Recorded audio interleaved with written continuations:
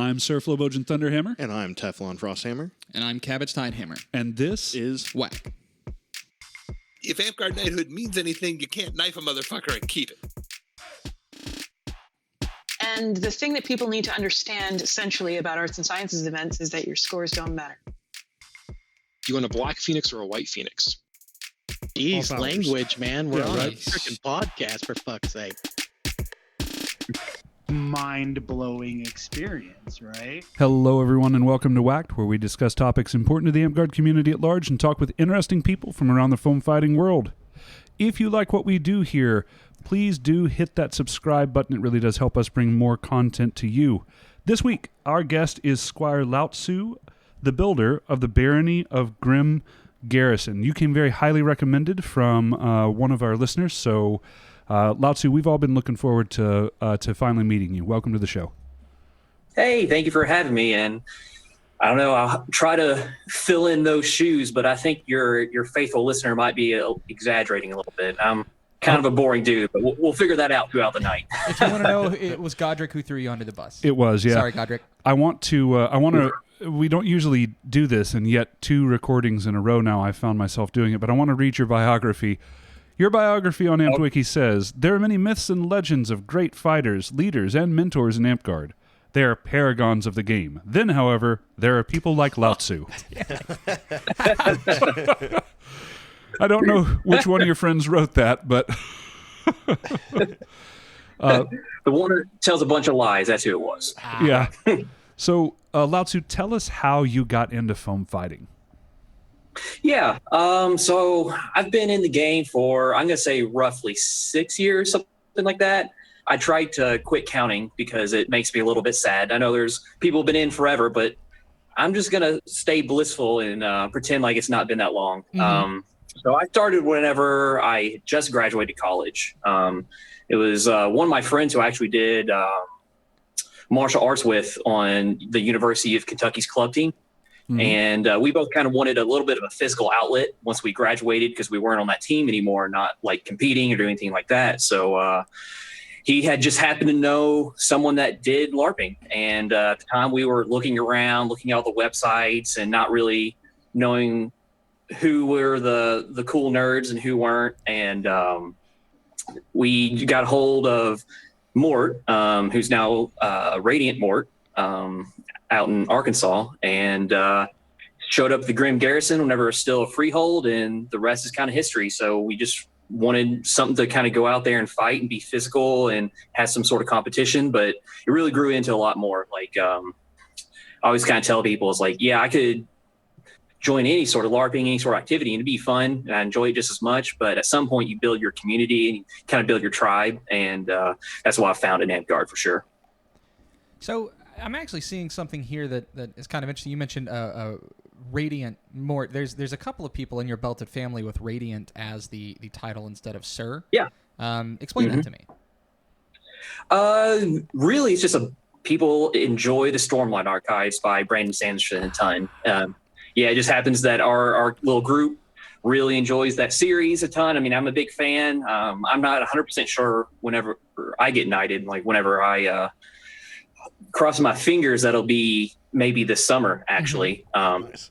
I'm not sure what I'm going to take, whether it'll be Sir or something else. At the end of the day, I kind of just told all my friends, like, dealer's choice. I trust their judgment. Like, I got here and rest in the game with their help, and I trust them. Yo, as long as it's not brave, you brave soul. I don't trust these fools at all. If someone knights me, I better be informed. It's whatever. Oh, he trusts us. He trusts us to fuck with him to just an amazing degree. I had suspected the Radiant thing was from the Stormlight Archives. That's why I asked. I didn't know if that was it. Life before death, and we can't say any more of that for copyright reasons. So tell me about this title that you have been given, The Builder. I have never seen that before. Yeah, so it's a custom title, and I'm actually really, really happy with it. So my thing in the Rising Winds is woodworking generally. I mostly got my Master Owl through making Knightings chests, but along the way as well, I made some siege weaponry. I made like catapults, some traps for one of the events, which we might talk about a little bit later. But especially one of the big ones was essentially a full-size trebuchet. Like the hinge point was a little bit above my head whenever it was actually launching things. So we're sending boulders 100 feet across the field, something like that. So really, it came down to really kind of getting into siegecraft a little bit, and it kind of stuck. Had some fun at events as some NPCs, taking out some people in some quests and stuff like that. So it's a title I really kind of hold dear in my heart. It's a really cool title, man. Yeah, absolutely. We've got a person in our kingdom who builds a lot of siege weaponry, and I don't know that we've ever looked at custom titles, but it sort of fits his theme as well. Avi, if you're listening, it's you. Yeah, but we're not going to give it to you because I want Lao Tzu to be the builder in the game. Oh yeah, we make something custom, but like still. Yeah. So, I mean, walk us through the rest of it, right? The title, super cool. It fits a theme, I believe. Lao Tzu, how do you get that name? See, that's a really lame story. I'm sad you asked. Oh, no. Really, like, it was just a D&D character that I really liked, and that's it. Named it Lao Tzu. Like, I took a class in school for Asian philosophies, and it was honestly the favorite class I took whenever I was in school. And Taoism really strikes a chord with me. Of course, like from the philosopher Lao Tzu, and I just made a D&D character, and it kind of stuck. They were like, "Hey, come up with a persona name on your first day." I'm like, didn't think about that. Yeah. And just wrote it down. That's who I was playing at the time. Listen, we always say you either make a nickname that sticks and you get lucky, or you have your friends pick a nickname for you and you get unlucky. So good on you for that one. Yeah. Yeah. I was just personally curious, like how connected to like the Tao Te Ching that was, and like if there was Exactly. something. Yeah. Okay. The first time I heard it, my mind immediately went to an amp garter is most useful when they are empty. No, I mean, that's perfect. That's like one of his most known quotes. Yeah, so, right. Yeah, I really get down to Taoism. Like I wouldn't say I'm a Taoist, but there's, I don't know, I'm definitely in the realm of thought that like whether you're Christian, Buddhist, Muslim, or anything else, like, or just general philosophies, like there's something to be learned from everybody. And that was one that really struck a chord with me, and I enjoyed and picked up some lessons I try to live by. Yeah, totally fair. So you mentioned, potentially getting knighted, hopefully this year. I see your Master Owl. I assume a lot of that is for siege engines that you've built. Kind of talk us through how you got to that point. Congratulations, by the way. Yeah, congratulations. Hey, absolutely. Thank you. I appreciate it. I'm actually wearing the Master Hood right now, which I'm pretty proud of. Oh, I'm going to brag on this too, on the back. Yeah, please. Shout out our artisans. This is awesome. Oh, that's so cool. Good. Is that applique on, or is that like a silk screen? How is that done? That's embroidery on the back. Shit. Okay, so pause for just one moment. This is never going to happen, all right? Yeah. If I ever get my Master Owl, I want the owl from Labyrinth on the back of a hood. You're getting the owl from the Tootsie Pop commercial or nothing? Yeah, that's pretty Sorry, accurate. bud. Yeah, but this is Erin Caddy made this for me, and she's just so good out of the Rising Winds. Like, she is walking around right now with the skill of Master Garbers. Like, fantastic. I cannot recommend any of her work enough. So Fantastic. So your accomplishments in Owl, then, like, walk us through some of the highlights there, and especially how you got started on that path. Yeah, absolutely. Really, so this is something that I haven't told a lot of people, and it's not that big of a deal, but I think this is probably a very appropriate place to talk about, especially now that I've had the Master Hood for a little while, and we're getting back into the game. Before starting doing Amtgard kind of woodworking and construction stuff, I had really never done any woodworking before. It was all developed in the game sort of thing. And it really kind of stuck. It was something I enjoyed and kind of really decided to pursue to be kind of my thing, more or less. There's kind of a forking point, like the choose your own adventure between kind of doing metalworking stuff and woodworking stuff. I was like, you know what? Woodworking's it's a lot quieter. I live in a neighborhood, so yeah. Still running table saws in my backyard. So I decided to go with the woodworking path and just honestly started going for things. And that's whenever I initially started making those siege weapons, because I was something I could really do in my backyard. And it was really cool to bring out on the field, like having them like wooden wheels with kind of metal trim to be able to withstand the weather and stuff like that, trying to make them full size. And that eventually moved into fine woodworking. And one of my goals in the whole process actually was to do, and this is what I was kind of mentioning with not really talking too much about it, is I had a very personal goal to be able to go through the whole masterhood without entering in a single Dragon Master, ANS competition, anything at all. I actually really don't mind. I don't get like tournament anxiety or anything like that, but I know a lot of people do. So I really did want to have kind of an example. It's like, hey, you can do this thing. You can move up the ladder. You can get your recognition without ever having to go into a tournament. For the people that really don't enjoy that very much.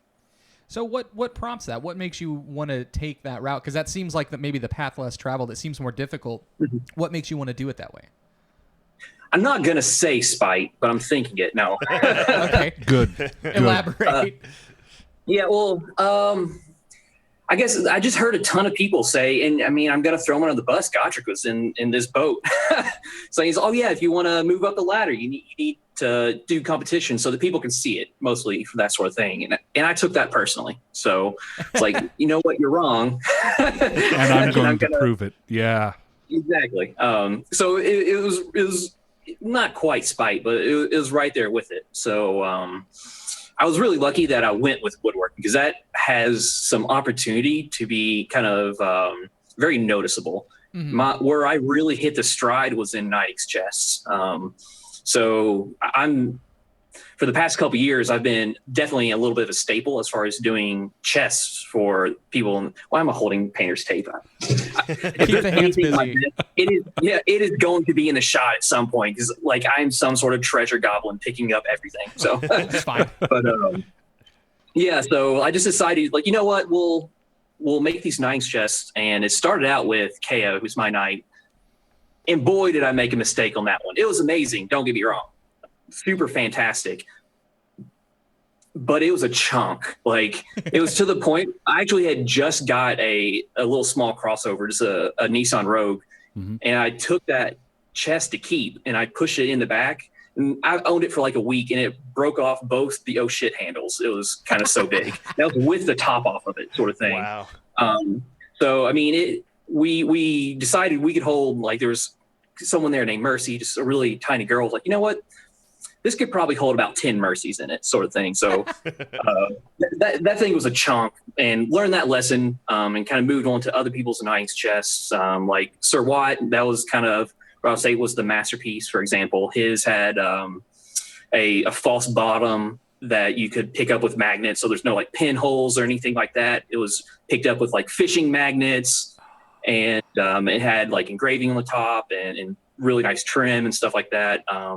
So it kind of rewinding is like being able to do all these knightings is something that people see a lot. It's something that was very visible. So I was lucky with that when it came to the woodworking thing, but I don't think that is unique to woodworking, because you look at someone that's doing garbing, whether they're doing the slough coat or something like that, like everyone is going to see that. And it's just going to be super cool. And that's kind of what I try to tell people whenever they're worried about entering in tournaments and things like that. It's like, you know what, that's fine. Like, you don't have to like root out like all these demons. You don't have to do something that makes you uncomfortable. Mm-hmm. There's other opportunities to kind of pursue. And that's one of the big reasons why I wanted to do it this way, was to show people it's like, hey, you can do this. It is possible, and it's very doable. It's not necessarily a crazy hard path to go down, so that they can kind of achieve what they want to in the game. It seems like a relatively recent culture shift where we award stuff based on like seeing it and not necessarily it being entered in competitions. Because I know before I took my 5-year hiatus, I had a running joke that I was like, call me back when Donnie, one of our local guys, gets knighted. Because that guy was entering every competition everywhere. He was going to Olympiad. He was making some of the best leather I'd ever seen, and still not getting that recognition. And like lately it seems like people are just seeing the work and saying, who did this? And then tracking it down and giving them an award. And I think that's a better way to do it overall. I want to know, because you talked about the chests and the false bottom, what goes in it? What goes in the false bottom of that chest? About a mercy and a half. Yeah. Yeah, it's like no one why it's probably a gun in there or something. Who knows? Yeah. I just didn't know. I was like, is it like for the belt, the sword? Like what goes? But also, like, what is the best chest you've ever made, and why is it Godric's chest? That one was fun. And for the people in the audience who don't necessarily know, Godric actually, I'm really good friends with him. We're going to talk shit about him all night. And I say it with love. But he's an absolute punk. And I say that with as much offense as possible. But anyway, he talked to me and said, hey, I want a chest that has a cooler in it. And I was like, okay, we'll figure that shit out. So I kind of looked online, honestly, and it's like, hey, let's figure out how these other people do it and things like that. And what you'll see on Etsy a lot is it'll just be a box that can open up the lid and, oh, look, a cooler sort of thing. And that's all right. I wanted to be a little bit better. So his actually made to where if you pick up the lid, it opens up the cooler with it. Like it took a little bit of, I guess, working with hinge geometry to make it to where you can open up the cooler fully and the box itself. And it's removable with it's called hermaphroditic Velcro. So it's like two mushrooms going into each other. Really, to sum up, it's really fucking strong at the end of the day. Like I could hang from like a 1-inch section of it. But yeah, so like you can take out the cooler, clean it and all that stuff. So it was a whole lot of fun. And that one is hopefully a little bit special to him as well, because his, I guess now Squire Madness, he requested that we both worked on it. And so we were just down in the garage, kind of not chopping off our fingers, hopefully. So I got to meet Madness recently. Godric and Madness came down to one of our fighter practices. No, I love Madness. So has siege engines and chests are more macro projects. Has a lot of your woodworking experience been in more macro projects? Like you don't do whittling or something like that. It's more large scale? Up until very recently, absolutely. Like one of the random projects was making it was a phoenix head and kind of a phoenix on a giant pedestal that shot small throwies out of its mouth and things like that. So like things on that, I'll tell you, that event was a hoot. I'm going to interrupt with a little bit of story on that, actually. Oh, absolutely. Yeah, go ahead. And I'll be bad about this. I'll do just one more thing, and we'll never get to the actual question. So before you continue, it's obvious you've never listened to our show, because that's all we do. Do not apologize. The show is literally a tangent. Mm-hmm. So continue, please. Yeah, squirrel brain will keep going with it. So it was an event, and I'll be honest, I wasn't paying attention to the RP very much, but there was a lot behind it. People loved it, and it was fantastic, and I was glad I was able to help. So Amdair reached out to me, who was the regent at the time. He wanted some sort of physical representation for kind of the big boss battle to end against the Dark Phoenix. So I'm like, sure, why not? So it was essentially kind of a two-parter. It was a big platform that about 4 people could stand on that was, we'll say, 2.5 feet tall. And on top of that was another pedestal that had a phoenix head that had an articulating jaw that you could swivel back and forth, that had a water balloon launcher on the inside that I could shoot small throwies from. So I'd open up the mouth and shoot people. And I'm driving up in like a Corolla. And I put little roof racks on it, and they were rated high enough for what I was putting on top of the car on the drive. And for our site, it's about 2.5 hours away. And about an hour away, we hit a windstorm, and those roof racks just sheared on the interstate. Oh. And just like, thank God, it all just went into the center console, but the whole thing just blew up. Like 100% blew up. But I was able to rebuild it on site except for the platform. So it only ended up being about, the head was where my head was, essentially, supposed to be 3 foot higher, which ended up being fun. Like, in the day, no one knows what goes wrong. They see the cool articulating head. There's no damage or anything like that. So, and I only hit one person in the face with a small throne. So it was a good day for everybody. And that, oh man. Day. I know. Like, that's one of my builds is doing small throne assassin. Like, I walk around with like a Tupperware tote with about 100 and just casually throw them at people. It was like, oh, there's someone. Nah, I'm in the shadows, bro. Yep. But Wall Baron would be so proud. and that actually leads into another really interesting one. So this was Keep.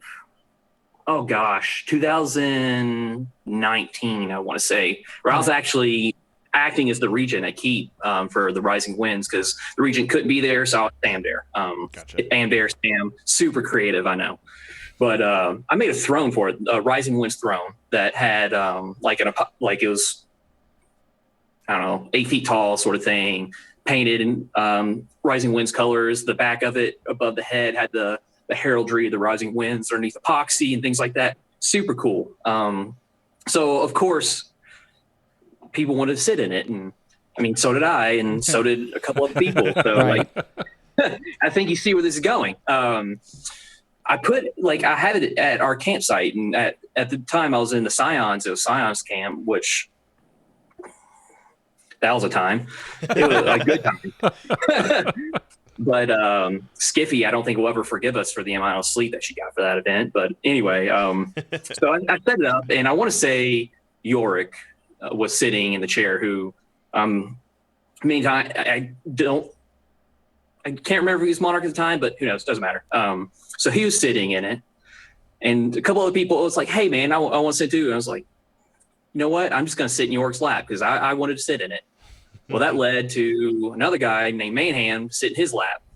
That led to another person named Wilbur sitting in his lap. So we had about, I'm going to say, between 900 to 1,000 pounds of man sitting on that chair for a while. It was pretty good until one person started twerking, which led to everybody starting twerking. So, like, there's 1,000 pounds of boy bottom gyrating in this chair, and we just hear and are gone.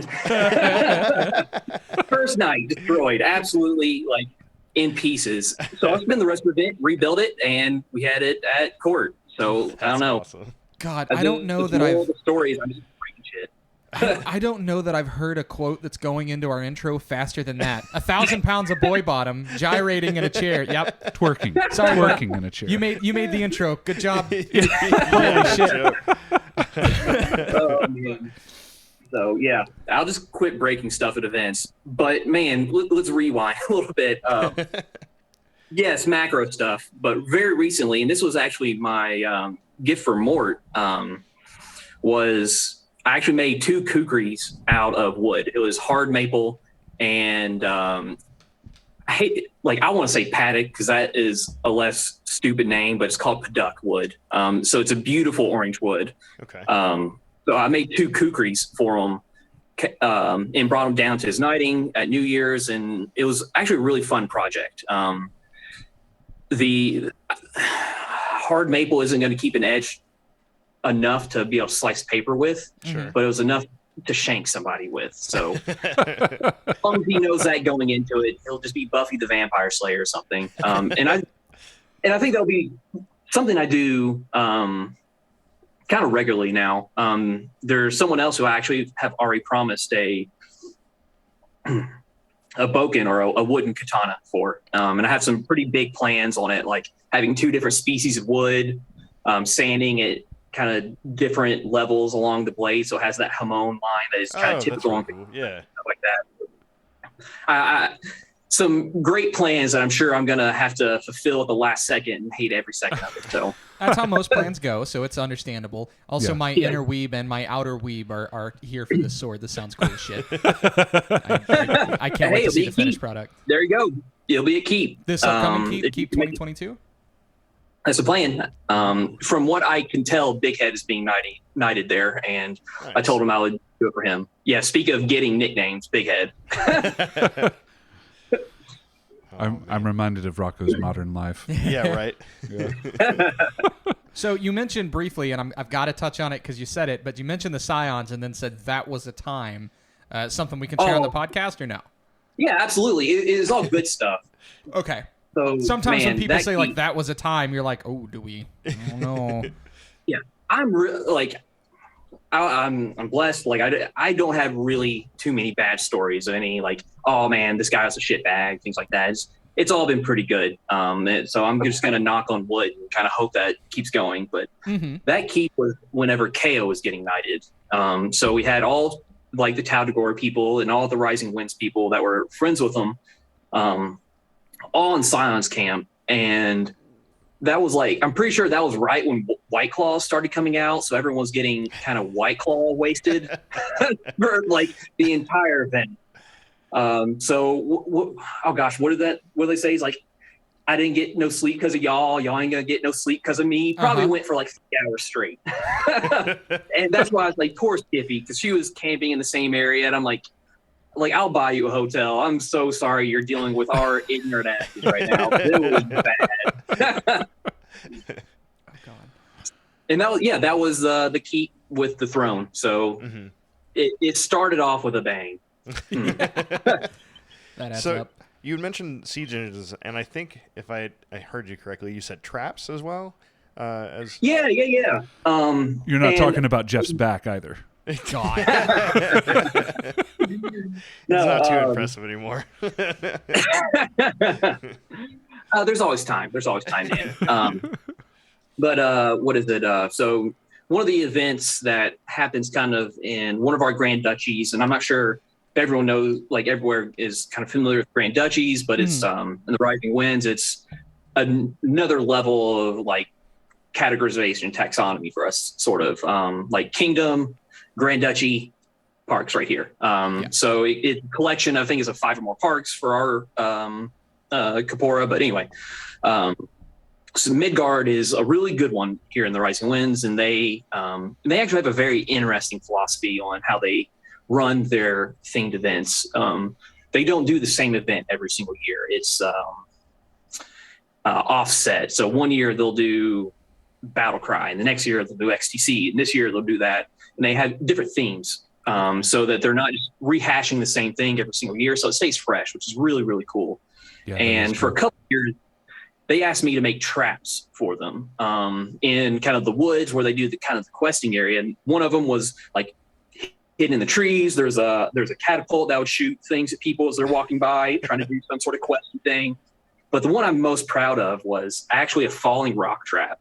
Like I hoisted essentially a frame that I could pull a string on, and it dropped about, we'll say 15 boulders as soon as I pulled that string. And it was so high up in the air that people, unless you were looking up, you weren't going to see it.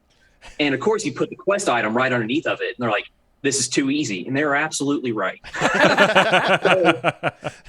just pull it and just watch the boulders fall on people, and they just hear cackling in the woods because I'm hidden behind a tree. Yeah, I could never be the guy pulling the lever on that one. Oh, yeah. It's so much fun. See, that's the thing about making traps. Like, if you're the one making them and executing, you get all the joy out of it because it's everyone else that's dying. So it's fantastic. It's so cathartic. So, you said that you've been in for about 6 years now. Something like that, yeah. Somewhere around there. So, when did you start all of this work? Like, you mentioned, you were looking for something to do to get into Amtgard. You ended up down this path of doing the building. When you got in, did you immediately just say, hey, I'm going to start doing woodworking? Not even remotely. Like, every bright-eyed kind of new Amtgarder, I thought I was going to be the coolest guy on the block and brew something. I was like, man, I'm going to be so unique and cool. I no feel one attacked. So I was like, I'm going to be the brew knight. It's like, oh, everyone else does this. Oh, man.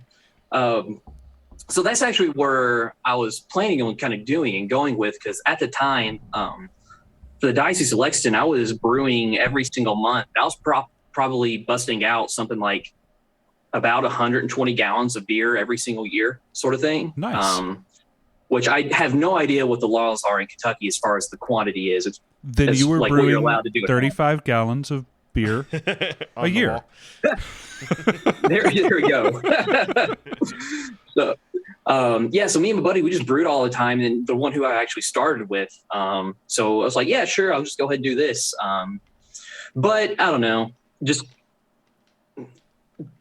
beer, alcohol was so prevalent at every event. I was like, as much as I might not want to say it, like I just wanted to be a little bit of a special snowflake. I wanted to be unique. So that's where, like, yeah. So I saw, I was like, oh, there's a little bit of a niche here. There's like, no one's doing kind of like full size siege weaponry. No one is like doing woodworking. That's just not a thing that most people are doing. Everyone's weaving belts, for example. So you kind of, that may be a targeted attack at Godric. Well done. Well done. So I was like, you know what? Let's do it, and it just kind of followed suit. Found that I really enjoyed it. I mean, the apartment I live in now, like I got it specifically so it has a garage in the basement that I can just cut a bunch of stuff and hope like not cut my fingers off. Which I actually had a really close call. It was a November event for us. Atreides, or Joshua George, he was our COVID king. So king during the shutdown and all that stuff, and actually did a fantastic job at it. Like, man, I'm noticing some looks. I was our king during COVID, but I'm also curious about the looks. It's a huge time. He's a huge Dune fan. Yeah. So Atreides is, and there's just a lot going on there. Oh yeah, for sure. And Josh is one of my absolutely best friends, and for him, I actually I had some live edge slabs that I had just gotten from a friend. I was like, sure, we'll use this, and talk to him. I wanted to give him something that he was going to use every single day, actually, I suppose.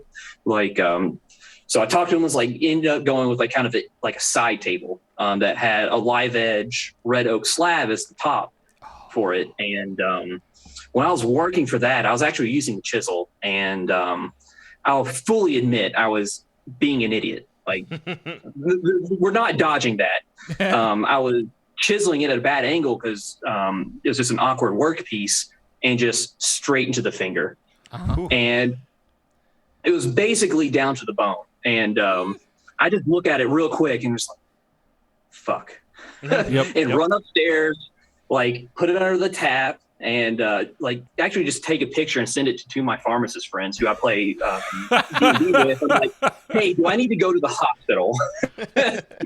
and one of them said yes, and one of them said maybe not. So I took that as I'm off the hook. Yeah, you're good. So, you're fine. Yeah, absolutely. So I just taped it up and passed out on the ground, and thankfully woke up and still have a finger to this day.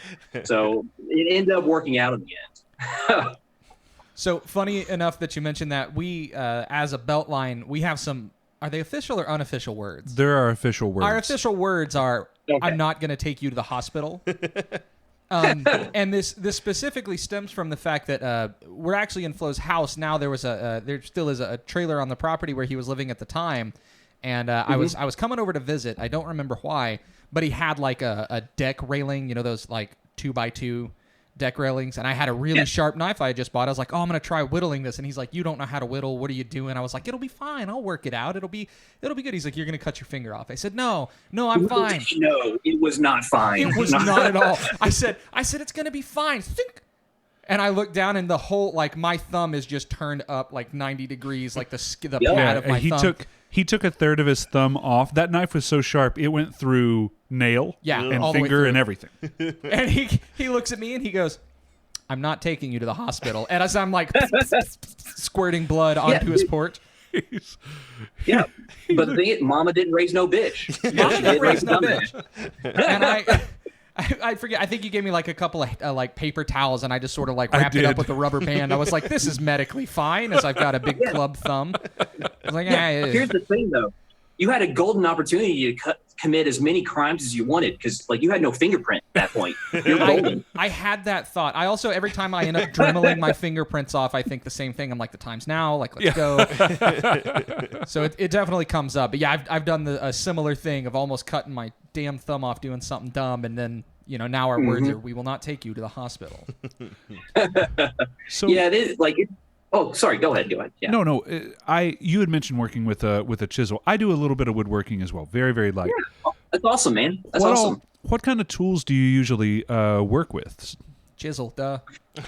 Yeah, the whole thing. I actually just get a tree and just chisel the whole thing. Yeah. Just half inch. It takes forever. I'm sometimes chewing like a yeah. if you're hungry. So, but let's see. So, I do use a lot, like some industrial equipment. By trade, I'm an engineer and actually hate using like any sort of CNC machine, stuff like that. Because I mean, I do that for my day job. Whenever I'm at home and just want to dick around, like I want to get away from what I'm kind of doing every day at work. So I do a little bit more hand stuff, like just for milling and things like that. Obviously, you have like a planer, a joiner. You have your like a table saw, and I'm saving up for right now. I'm really saving up with.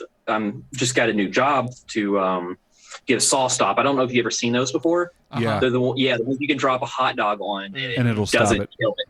So I have another buddy who like does stuff with one of those little camps that they teach kids about like science and woodworking, things like that. And they just have a wall of fame up on their fame where all the people that trip those off and they make them sign it, sort of thing. It's like that is like 50 fingers that stayed on hands right there. That's actually legit cool. Yeah, because it like chucks an aluminum slug into the saw to like completely hot it up. Like it's a charge. It's absolutely the coolest thing, but it's expensive, but like it's worth it to not go to the hospital, sort of thing. I've been lucky. That chisel incident is really the only injury I've ever had, because I'm trying to be careful, but it happens to professionals. So I'm just some amateur out there. But so like I'm saving up for that. But as far as the other equipment goes, I really like doing template routing. So, and what that is for everybody is essentially you make a template out of some scrap material that isn't like your work piece. Like MDF is a pretty common thing to make that out of, and MDF is IKEA furniture. Yep. What that material is, more or less. So like, and that's what I did with Mort's kukris. Yes, exactly, right back there. That's what I did with his kukris. I made a template out of MDF for the shape of a kukri, the knife, and on the bandsaw, and sanded it down and got to where I wanted, and then just double stick taped it on a piece of wood and just routed out around it. And the router is just a blade that spins really, really fast and sends wood everywhere, sort of thing. The technical terms. So I do like template routing, especially like I keep telling myself I'm going to make templates for Knighting's chests, but just never do that.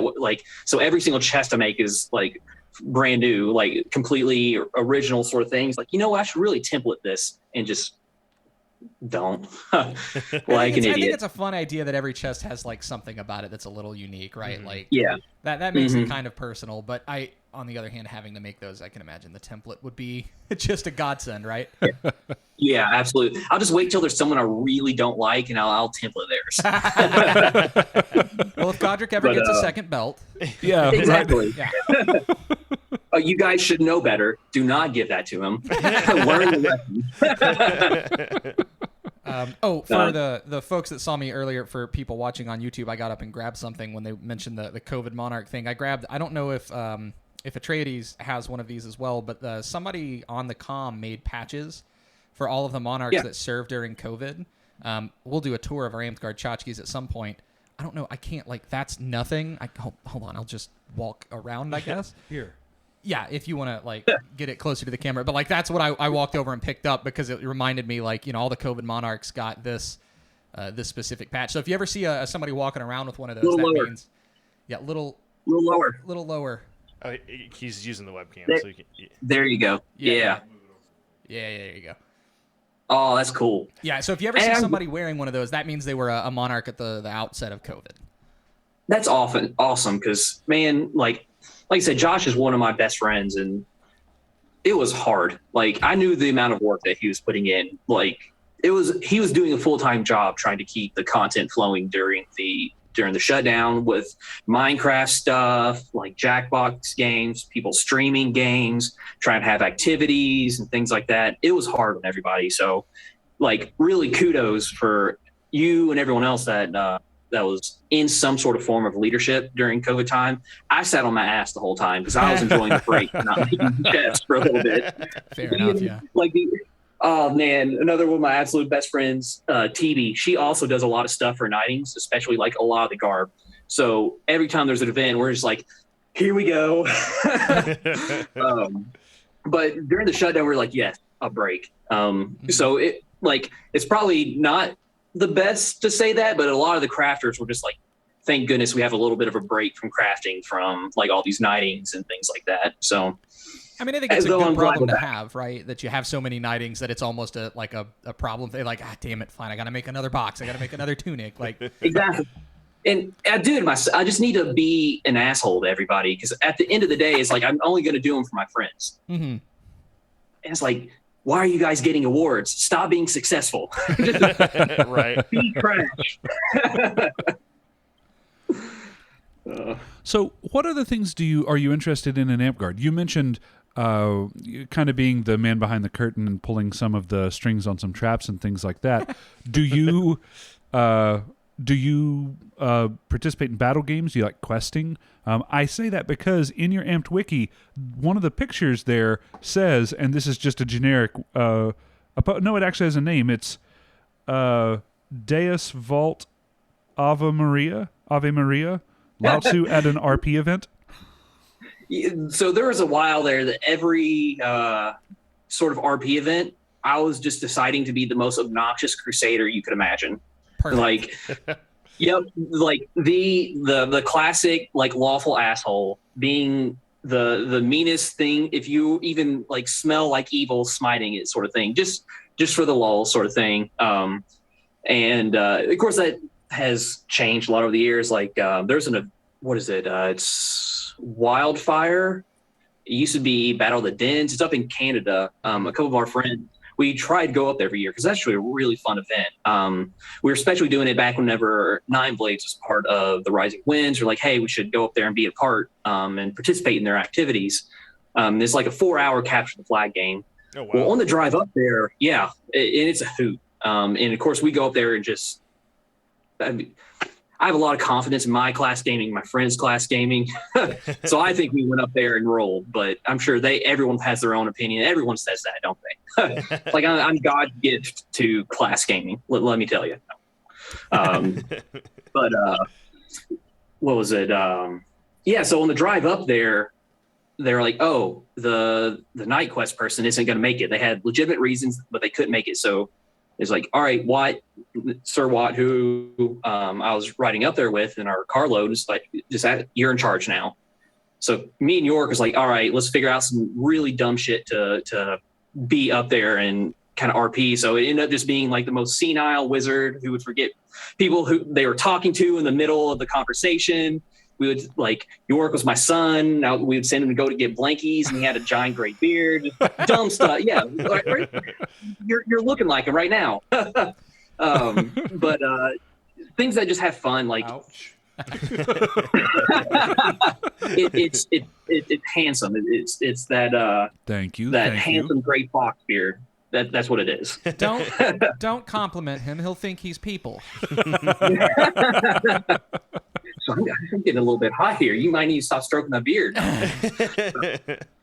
But anyway, I wouldn't say I have a particular persona or any sort of RP sort of thing, but it's like, what does the event need? What is going to be helpful for people to engage in it and just kind of roll with it?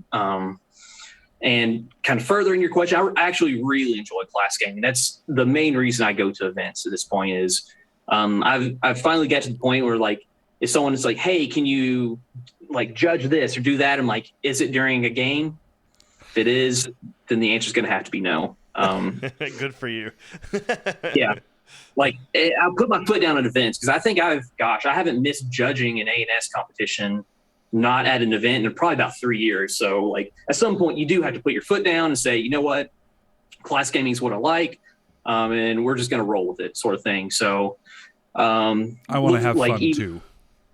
Yeah, I know it's a novel concept, but a lot of people really haven't figured that out yet. So, go ahead. Anytime any of our crafters, we have a little bit of delay, I'm sorry. Anytime we have any crafter on, I always like to ask if someone is interested in getting into doing what you do. You know, there's a lot of expensive equipment that you've been discussing here. What do you think a good entry-level project would be? Mm-hmm. Yeah. So actually, oh man, this reminds me. really shitting on Godric this evening. He wanted to commission a stargazing chair. That's exactly what first thing I thought of is a stargazing chair. And he asked me like in November. I was like, I can't. I'm a bit too busy with other commissions right now. Those are the 2-piece chairs, right? Yeah, they slot together. Exactly. Yeah, absolutely. And they can be as simple as you want them to be, or as like ornate as you want them to be. And that's generally what I recommend people to start out with, because there's not like, you can get away with some bare bones tools to do that. Like you can get away honestly with the saw. If you want to get fancy, a chisel to get the corners on kind of where the two parts slide together, and like some sandpaper and some glue. Like really at the end of the day, you can get away with seeing if you enjoy it on kind of a cheap scale. And you can do that with like boxes and things like that, and making just, I don't know, anything that you might need, like making like a workbench for your garage. You can get away with just screws and like a handsaw or a chop saw, like miter saw and some screws, and you can get away with it. So there is a low barrier of entry if you're not wanting to do fine woodworking. Now that's like, as much as it's hard to say, I'd rather not give any sort of disillusion. Fine woodworking is very expensive. Yeah. For the most part. Like you can do a lot of stuff with cheaper tools and hand tools, but it's going to take an exponentially higher amount of skill and time to do so. So like even just like doing fine woodworking and just milling up your boards to be honestly a square which is absolutely necessary in fine woodworking. It's kind of an expensive endeavor. So it's good to do kind of those like rugged camp chairs and things like that to see if it's something you want to invest in. But the good news is like you don't have to really jump off the deep end from the beginning. Like you don't have to buy a $10,000 embroidery machine, or you don't have to buy all these things if on the get-go, the onset. You can buy a track saw if you need.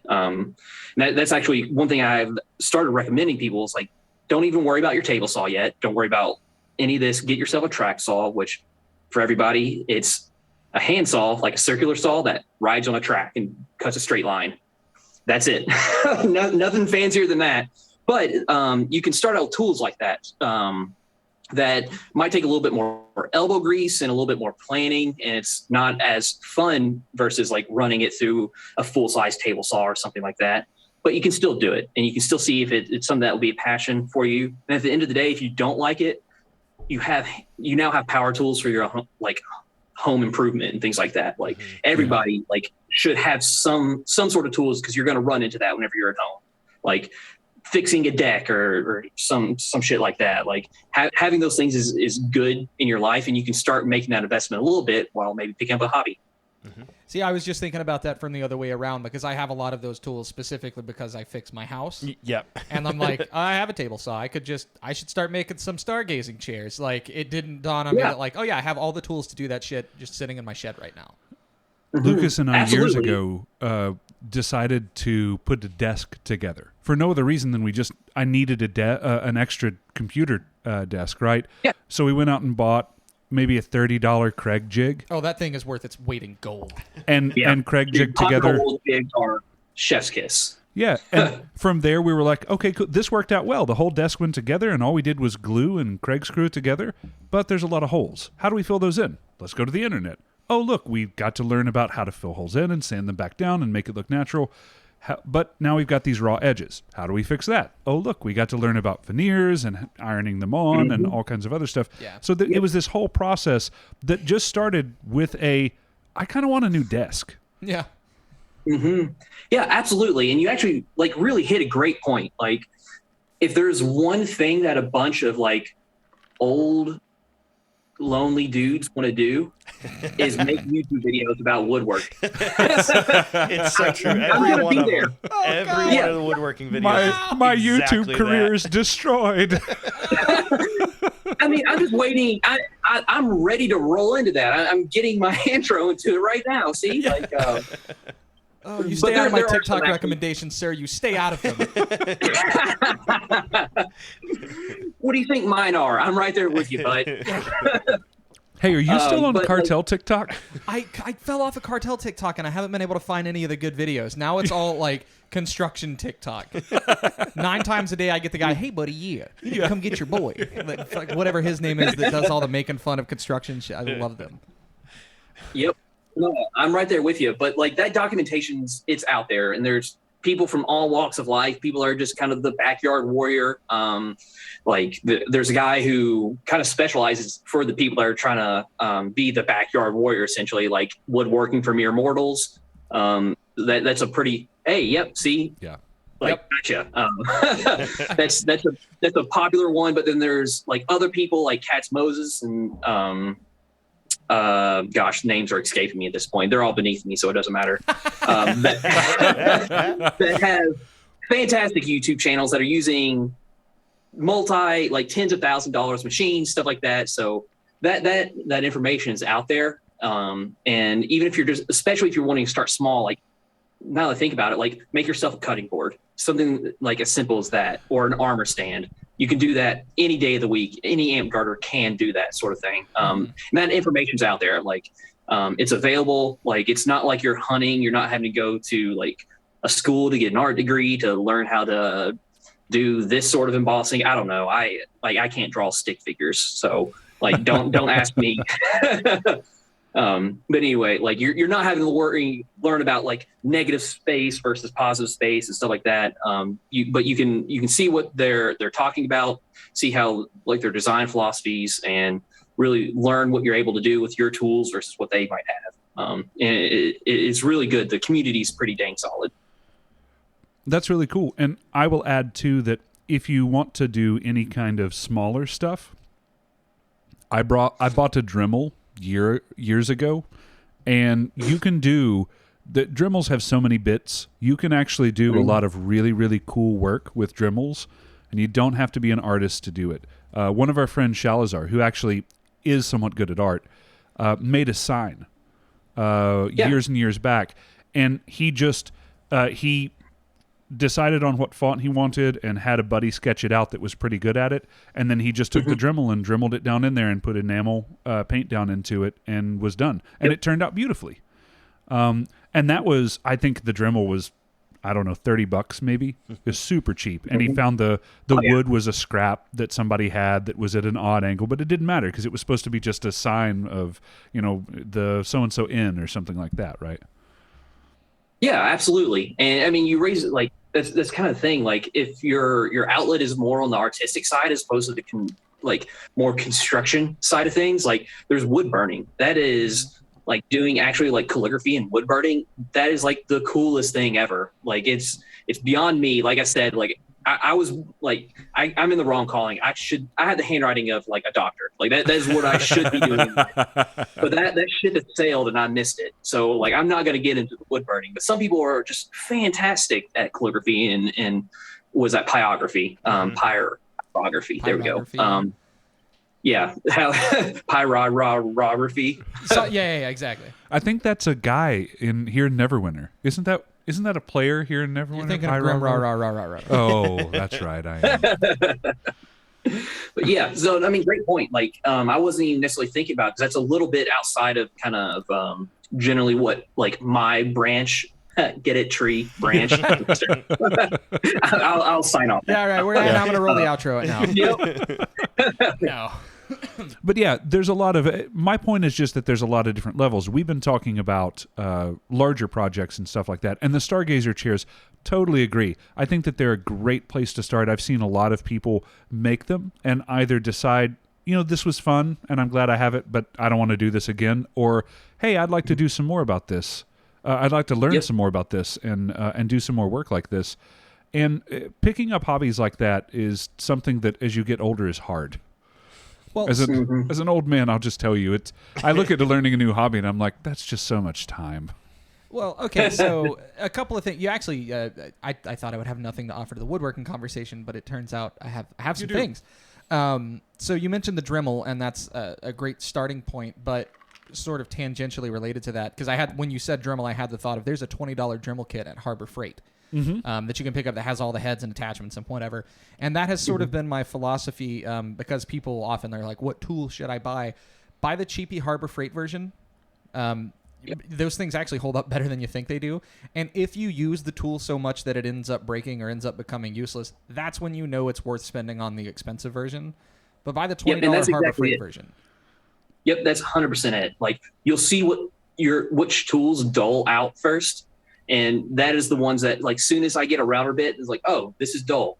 I'm now going to buy the good version of this, and things like that. And we'll rewind just 1 second. Your input is actually, like, it is still absolutely valuable. Like, it's just like what we were saying earlier. Like, an amp garter is most useful whenever it's empty, sort of thing. So if I sit here and pretend like I know everything about woodworking, then I'm not growing anymore. So it does, like, all walks of life, all skill levels, and everyone that has even, like, gotten a splinter in their finger, their opinion's valid. And I think you're a little bit beyond the splinter in the finger kind of category, but still, like, all that is, it's good, and everyone should feel like their experience and what they're thinking is valid in that. Now, before you start doing a live carving demonstration on air, I will not take you to the hospital. Thank you. You won't need to. Mama didn't raise no bitch. Mama didn't raise no bitch. Now, what this represents, to sort of come full circle, this represents the Taoist principle of Pu, which is the uncarved block, and you are ruining it, Flo, by carving it. It has been ruined now, and it's going to be an owl. Thank you very much. All right, so one last question from Godric that I did want to sneak in here. He asks, why are the Salamanders the worst faction in Warhammer 40K? Like most things in life, Godric is wrong. Yep. He'll tell you that. Everyone from the Rising Winds will tell you that. You guys will learn it. Godric's just wrong in general. But the Salamanders are pretty much the only good guys left in 40K. The closest thing to what a good guy can be in the grim darkness in 40K. Right. So that's why I like the Salamanders. And, like, flamethrowers are cool too, I guess. That's the part I like about him. Yeah, like, that too is awesome. Hey, hashtag bring back Vulcan. It's also a hammer. Vulcan lives, stomp stomp. Yeah. I'm an Iron Warriors person, so I can't agree with you, but, like, I respect your opinion. It's whatever. It's fine. And you're an Iron Warriors person, so I don't have to respect your opinion. So we're getting a new codex one day. It's fine. We'll get one. No, you someday. won't. It's just right around the corner. I'm saying the same thing. I'm saying the same thing. Yeah. I'm even worse than him. I was Ultramarines. God, you're the vanilla paste of Space Marines. Yes, God. the word. I know. We got Primaris units. You're bigger. Up until Gilliman came back. And at that point, I decided that I didn't like them anymore. Facebook says no. You got tired of vanilla ice cream being your favorite ice cream? Is that what happened? Stop. Vanilla ice cream is the finest of the flavors. Thank you. You know. Thank you. We can't. Okay. I love vanilla ice cream, so we're good. Hey, you guys want to go get some ice cream? Absolutely I not. can't It eat. is 20-something degrees outside. No. That's ice cream weather. It won't melt whenever you're holding it. Lao Tzu, do you want to drive down and get some ice cream? Me and you? Don't play. Don't play. Okay, ice cream aside, I'm not an ice cream person. Ice cream aside, we're at the point in the show where we usually ask our guests for, like, their craziest story. You've told us quite a few, but do you have one that stands out amongst the rest as, like, the most epic or the most heartwarming or whatever? And if you have more than one, that's fine as well. But honestly, like, really, I probably couldn't point to any one event or any one opportunity or any one interaction as being, like, something super fantastic, whatever. And this kind of goes into a little bit of my philosophy in the game and philosophy in life in general. Like, I guess every interaction I'm having with people in the field, whether it's an individual fight or talking with someone at a crafting event or talking to this person, that new person experience, like, trying to be present in that moment and trying to make every one of those important for the individual. So, like, I'm not fulfilling this goal, but I try to be as wholesome as I can for people. I really do. Like, I try to be that person for everybody. And So like making each and every one of those little small events is really kind of what makes the game for me. And that kind of goes back to kind of another Taoist quote of like a journey of 1,000 miles is made up of a single step. So I'm looking at every interaction for my 1,000-mile journey of Amtgard. Each one of those is a bit of a step. So sorry, I'm boring. I don't really have too many like big stories.